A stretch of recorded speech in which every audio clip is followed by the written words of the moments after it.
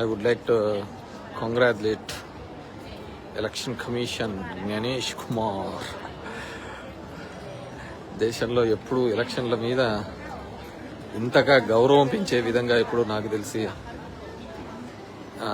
70 సంవత్సరాల స్వతంత్ర భారతంలో ఎలక్షన్ కమిషన్ మీద గౌరవం పెంచుతూ ఇంతగా జరిగినట్టు ఎక్కడ దాఖలా లేవు. First of it's kind.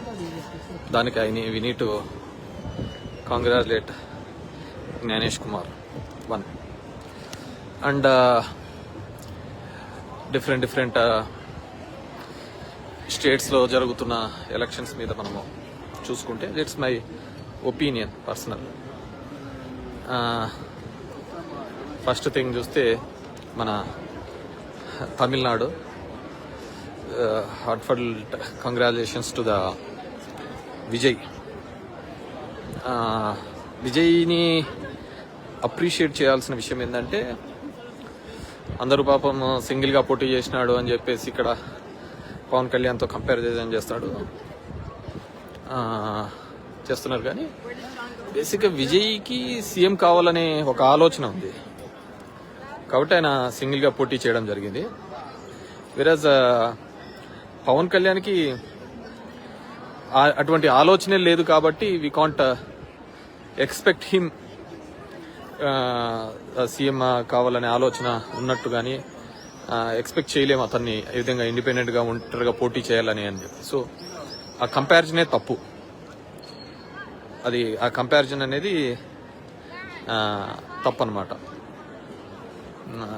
ఆయన సింగిల్గా పోటీ చేసి సీఎం కావాలనుకున్నాడు, ఇతను వేరే వాళ్ళకు మద్దతు తెలుపుదామని అనుకున్నాడు. ఇప్పుడు సీఎం కావాలనే ఆలోచన లేదు. సరే, తన ఫ్యాన్స్, తనకు సంబంధించిన అభిమానులు అనుకున్నారు, అంతే తప్ప వేరే లేదు. అండ్ సెకండ్ కమింగ్ టు ఇది విజయ్ని అప్రిషియేట్ చేయాల్సిందంటే, అతను పార్టీ పెట్టినప్పుడు పెట్టిన ఇబ్బంది కావచ్చు, సెకండ్ కరూర్ ఇన్సిడెంట్ జరిగిన తర్వాత అతనికి చెప్పినటువంటి కాంప్రమైజ్ ప్రపోజల్ కావచ్చు, అదేవిధంగా ఫ్యామిలీ డిస్ప్యూట్ వచ్చినప్పుడు ఏమైపోతాడో అతను హ్యాండిల్ చేయలేడు అనుకున్నప్పుడు నిలబట్టిన తత్వం కావచ్చు. ఇవన్నిటినీ కూడా అంచనా వేసుకుంటే డెఫినెట్గా అంటే ఎవరైనా కావచ్చు, ఆ టఫ్ టైంలో అక్రాస్ ద ఆల్ ఆర్ట్స్ గట్టిగా నిలబడినప్పుడు మాత్రమే you can see the success అన్నమాట. అదర్వైజ్ సక్సెస్ అనేది మన చూడలేము. సో దానికి విజయ్ నిలబడినాడు. So he got the success. So I wish all the best. And coming to the West Bengal politics, దానంత దరిద్రం మనం ఎప్పుడు చూడలేదు, రాదు కూడా అనుకుంటున్నా. 27 లక్షల ఓట్లు ఎంట్రీస్ చేయాలని చెప్పేసి అప్పీల్ చేసి ఎస్ఐఆర్ ద్వారా అని చెప్పేసి చేసిన కాలేదు. ఎంతోమంది సెంట్రల్ ఫోర్స్ అక్కడ ఎలక్షన్ చేసినారు. అంటే ఎలక్షన్ ఆఫీసర్లుగా కూడా సెంట్రల్ గవర్నమెంట్ ఎంప్లాయీస్, ఇవన్నీ కూడా చూడడం జరిగింది అనమాట. సో నాకు తెలిసి హిస్టరీ అలాంటివి ఎప్పుడు జరిగింది West Bengal. But she also fought very well. అండ్ నాకు అర్థం కాని సినారియో ఏంటంటే, ప్రతి చోట కూడా ఎందుకు వాళ్ళ పార్టీ ప్రెసిడెంట్లు ఓడిపోతున్నారో నాకు అర్థం కావటం లేదు. అరవింద్ కేజ్రీవాల్, ఉద్ధవ్ ఠాకరే, స్టాలిన్, ఇంకా గొగోయ్, వీళ్ళందరూ ఎందుకు ఓడిపోతున్నారు అంటే, పార్టీని వాటికి క్లోజ్ చేసే ఒక ప్రయత్నంలో యాదృచ్ఛికమైతే అవసరము, యాదృచ్ఛికమైతే పర్వాలే కానీ ఇది ఇంటెన్షనల్ గా జరుగుతున్నట్టు ఎక్కడో కనపడుతుంది అనమాట. Only party presidents. ఇప్పుడు ఈరోజు స్టాలిన్ ఓడిపోవడం కావచ్చు, డిఎంకే చరిత్రలో ఎప్పుడే కానీ వాళ్ళ ఫ్యామిలీలో ఓడిపోలేదు. సో దానికి నేనే తప్పు పట్టడం లేదు. ప్రజా వ్యతిరేక ఓటు ఉంది అనుకున్నారు. ఇంకోటి, ఈ ప్రజా వ్యతిరేక ఓటు ఉంది అనుకున్న సందర్భాల్లో చాలాసార్లు గుర్తుకొచ్చేది, 15 ఏళ్ళు దీదీ ఉంది, సో ఆడ వ్యతిరేక ఓటు అన్నారు. స్టాలిన్ 5 సంవత్సరాల నాడు వ్యతిరేక ఓటు ఉందన్నారు. లేకుంటే ఇంకొక పార్టీ వ్యతిరేకం. కానీ బీహార్లో 20 ఏళ్లుగా నితీష్ కుమార్ ఉన్నాడు, అక్కడ జరగని అరాచకం లేదు. మరి బీజేపీ ఎలా ఫామ్ అయిందో అర్థం కావటం లేదు. అస్సాంలో రెండోసార్లు ఎలా ఫామ్ అయిందో అర్థం కావటం లేదు, థర్డ్ టైం అనుకుంటున్నా, కావటం లేదు. మహారాష్ట్రలో శివసేన ఒక పార్టీ నుంచి పీకేసి అక్కడ షిండే లాంటి వాళ్ళు వచ్చి మళ్ళీ అతని నేతృత్వంలోనూ ఫడ్నవీస్ వచ్చి మళ్ళీ అక్కడ ఎలా రీగైన్ అయినారో అర్థం కావటం లేదు. కానీ 5 ఏళ్లలోనే వ్యతిరేకత వచ్చిందంటారు, అరాచకం జరిగిందంటారు, ఇవన్నీ జరుగుతాయి. So these are all big question marks on Indian election system మీద. Hope we have to see అన్నమాట. కానీ జరుగుతున్న పరిస్థితి అయితే ఎన్నో అనుమానాలు ఉన్నాయి. మొదటి నుంచి చెప్తున్నాను కదా, ఫస్ట్లో నేను చెప్పినట్టు కంగ్రాచులేషన్స్ టు జ్ఞానేష్ కుమార్. ఎప్పుడూ లేని విధంగా ఎలక్షన్ జరిగినాడు. కేరళ అంటావా, దట్స్ ఎవరి one knows that UDF is going to come. 10 సంవత్సరాలు వ్యతిరేకత అన్నారు, అక్కడ కూడా పోవడం జరిగింది. కానీ బీజేపీ మాత్రమే రీగైన్ అవుతుంది ఎందుకో గవర్నమెంట్స్, నాకు అర్థం కావటంలే.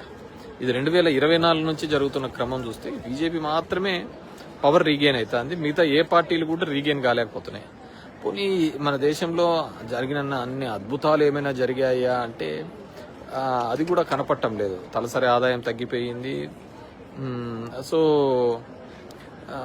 చాలా పరిస్థితులు తగ్గిపోయినాయి. ఇప్పుడు పొలిటికల్ సిస్టంలో చూస్తే 2014 సమయంలో చూస్తే అన్నా హజారే ఉద్యమం కావచ్చు, కేజ్రీవాల్ ఉద్యమం కావచ్చు, అప్పుడు జరిగినప్పుడు అంతా కూడా 2G స్కామ్ అనే ఒక స్కామ్ చుట్టూ జరిగి దేశంలో 2 లక్షల కోట్లు ఆ రోజుల్లో పెద్ద అవినీతిగా అని చెప్పేసి దాన్ని పెద్దగా ఎస్టాబ్లిష్ చేయడం జరిగింది. దాని ప్రకారము 2014లో బీజేపీ గవర్నమెంట్ చాలా సునాయాసంగా గుడ్ నెంబర్తో వచ్చింది. ఇందిరాగాంధీ తర్వాత అంత మెజార్టీ ఎప్పుడూ రాలేదు.